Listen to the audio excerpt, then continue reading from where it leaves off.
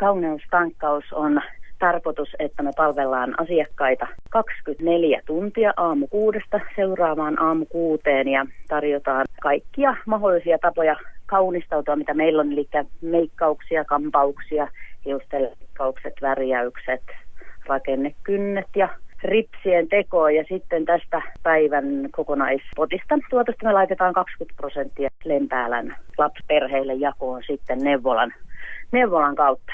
Testataan vähän omia kykyjä ja jaksamisia ja tuommoinen hyväntekeväisyystemppu. Niin sellaisesta on kysymys kauneustankauksessa. Siinähän on hyvä mahdollisuus tehdä nyt sitten se juhlakampaus kuntoon. No siinä on tosi hyvä mahdollisuus laittaa jo itsensä. Että sekin oli kyllä tiedossa. Toivotaan, että paljon saadaan senkin takia ihmisiä sitten paikalle. Ja jos tosiaan on illalla jotakin rientoa, juhlistetaan joko niitä pikkujouluja tai sitten vähän itsenäisyyttä etukäteen, niin saa sitten tosiaan semmoisiakin asioita laitettua siinä. Ja meillä toimii kuitenkin kampaaja ilman ajanvarausta. Eli sinne voi ihan sitten tulla sillä extemporeekin, jos tulee joku yllätysmeno. Hyvän tekeväisyyttä nyt tehdään tässä näin ja lahjoitetaan Lempäälän vähempiosaisille lapsille neuvoloiden avustuksella. Mistä tämmöinen idea tuli?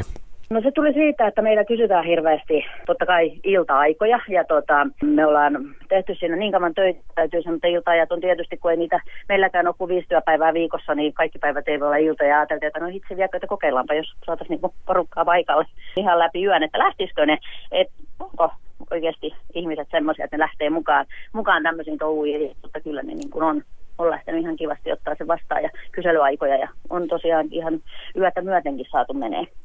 No minkälaisia konsteja, onko varattuna jotain tiettyä, että pysytään hyvin hereillä? Mä veikkaan, että kahvia ja energiajuoma voi olla se, mitä tekijöillä menee, mutta mä en tiedä, mitä ne asiakkaat on sitten varautunut, että jotka yöllä tulee. Ehkä ne on voinut sitten nukkua vähän varastoon, mutta eiköhän me jakseta. Meillä on hyvä porukka ja mikä siinä? Meillä on kyllä kuitenkin vähän harrastuskin. Ei ole semmoinen riski, että alkaa väsy painaa, että menee sitten työn jälki hieman. Ei, se ei ole vaihtoehto.